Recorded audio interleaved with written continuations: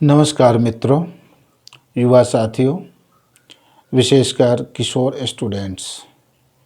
आज मैं आपके समक्ष एक बड़ा ही गहन और बड़ा ही भावनात्मक विषय को लेकर उपस्थित हूँ। साथियों, यह तस्वीर जो आप देख रहे हैं, यह मेरे ग्रैंडसन अर्थात मेरे भांजे के बेटे की है। अब यह इस दुनिया में नहीं रहा। पिछले 1 नवंबर की सुबह यह अपने 3 मित्रों के साथ पटना कॉलेज के काली घाट पर गंगा स्नान के लिए गया और सदा के लिए माँ गंगे की गोद में सो गया। सर्वप्रथम मैं माँ गंगे और ईश्वर से यही प्रार्थना करता हूँ कि हे माँ, हे प्रभु, आप हमारे मुकुल की आत्मा को शांति प्रदान करें तथा शोक संतप्त मेरी दीदी, मेरे जीजाजी, मेरी बहू, मेरे भांजे और सभी शोक संतप्त परिजनों को इस दुख को सहन करने और इससे निकलने के लिए शक्ति और धैर्य प्रदान करें। हाँ मित्रों, होनी को कोई टाल नहीं सकता। जो होना होगा वह तो होकर ही रहेगा, किंतु इस होनी की आड़ में आपको दिग्भ्रमित होते हम सभी नहीं देख सकते। आज प्रायः इस प्रकार से देखने सुनने को मिलता रहता है कि माता पिता बड़े मन्नत से, अरमान से अपनी संतानों को जन्म देते हैं, बड़े लाड प्यार से उनका लालन पालन करते हैं, पाल पोसकर उन्हें बड़ा करते हैं और पुनः बड़ी अपेक्षाओं से, बड़ी उम्मीदों के साथ उन्हें अच्छी और ऊंची शिक्षा के लिए बड़े बड़े शहरों में भेजते हैं। लेकिन वहाँ जाकर इनकी क्या मानसिकता होती है, जरा यह भी देखने की बात है। अब ये बच्चे शहरों में जाकर अपने माता पिता द्वारा बताई गई बातों, समझाई गई बातों, सुझाए गए कर्तव्यों को भूल जाते हैं, स्वयं को भूल जाते हैं और इस प्रकार से अब वहाँ वे अपने मित्रों के साथ मिलकर एक अपनी अलग दुनिया में रम जाते हैं। अब उन्हें अच्छी पुस्तकों की चाहत नहीं होती। अगर किसी तरह से दबाव में, देखा देखी में खरीद भी लेते हैं तो उन पुस्तकों के अध्ययन की इन्हें इच्छा नहीं होती और चिंता नहीं होती। इसके अध्ययन का उन्हें समय नहीं मिलता। लेकिन हाँ, वही देखा जाए तो महंगे मोबाइल, स्मार्टफोन, इसकी चिंता होती है, इसकी आवश्यकता उन्हें ज़रूर पड़ती है। स्मार्टफोन होना चाहिए, नहीं तो फिर हम तो अच्छा स्टूडेंट नहीं माने जाएंगे। अब इन्हें जहाँ पर पुस्तकालय में जाकर पुस्तकों का अध्ययन करना, शिक्षा अध्ययन करना, क्लास में जाना नियमित समय से, नियमित ढंग से, अब इसके लिए इन्हें समय नहीं मिल पाता है। अब इनका समय कहाँ जाता है? इन बच्चों का, नई पीढ़ी का, दोस्तों के साथ अनावश्यक घूमने फिरने और पार्टियां मनाने के लिए, इसमें वे व्यस्त दिखते हैं। माता पिता या कोई शुभचिंतक यदि कुछ इस पर समझा भी दे, बता भी दे, ध्यान भी दिला दे, टीचर या गुरुजन अगर इस बात के लिए उन्हें कुछ समझाए तो वह भी अच्छा नहीं लगता और इस नई पीढ़ी को वे शुभचिंतक ही अब उन्हें बुरा लगने लगते हैं, शत्रु समान लगने लगते हैं और इस प्रकार से वे उनसे दूरियां बनाने लगते हैं। यहाँ माता पिता, परिजन सभी यह सुनने के लिए, यह देखने के लिए प्रतीक्षारत हैं कि हमारी संतान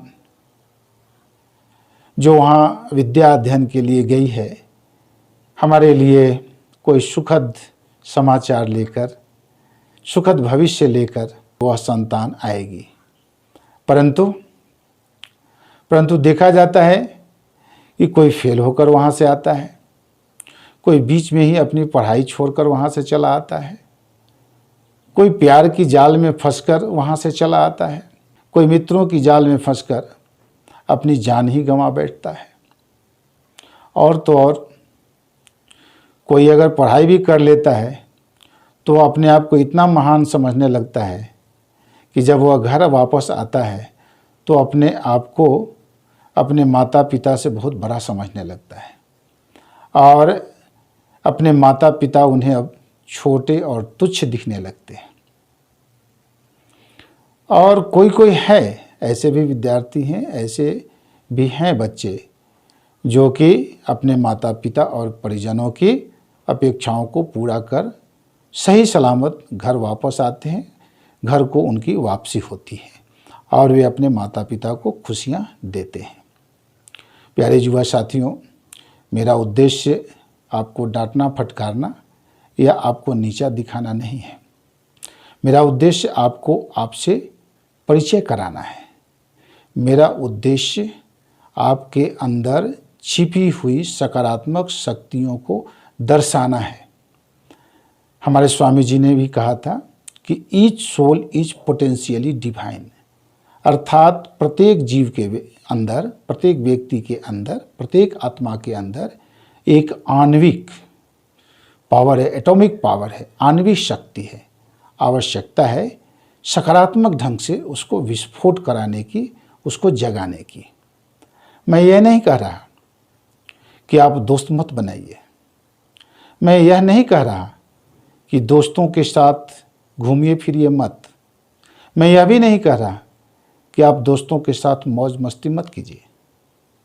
देखिए, व्यक्तित्व के विकास के लिए शिक्षा के साथ समाजीकरण भी उतना ही आवश्यक है, परंतु हमें ध्यान देने की आवश्यकता है कि समाजीकरण का भी एक लिमिटेशन होना चाहिए, मित्रता की भी एक सीमा होनी चाहिए और मित्रों के बात मानने की भी एक सीमा होनी चाहिए।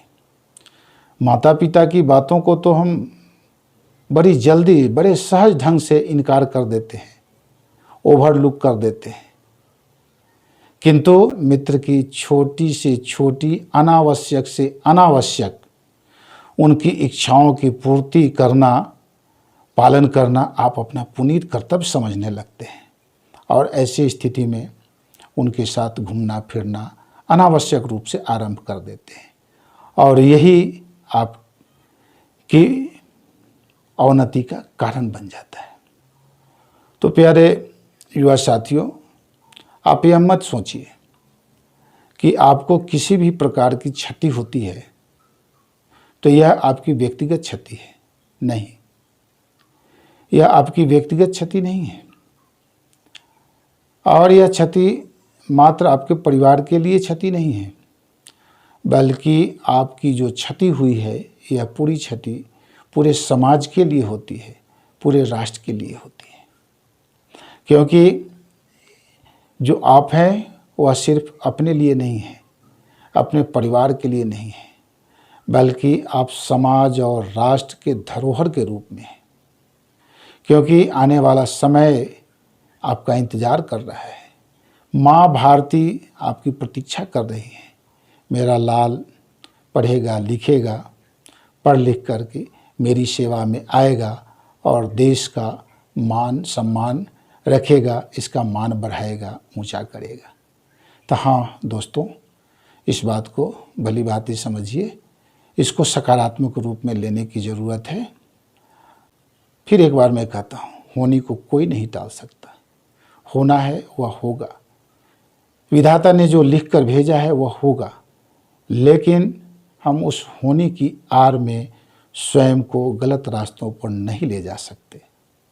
इसलिए ध्यान रखिए, शिक्षा के साथ समाजीकरण को ध्यान रखिए कि मित्र बनाइए, मित्रता कीजिए, मित्रों की बात मानिए, लेकिन सावधान होकर एक एक कदम फूंक कर रखिए और आगे की ओर बढ़िए। माँ भारती, आपके परिजन सभी आपका इंतज़ार कर रहे हैं, आपकी सकारात्मक मंजिल की उपलब्धि और प्राप्ति का मार्ग देख रहे हैं। तो आइए चलिए आज से यही सोचकर आप अपने कदम आगे की ओर बढ़ाइए और यही आपके युवा साथी मुकुल कुमार के लिए सच्ची श्रद्धांजलि होगी।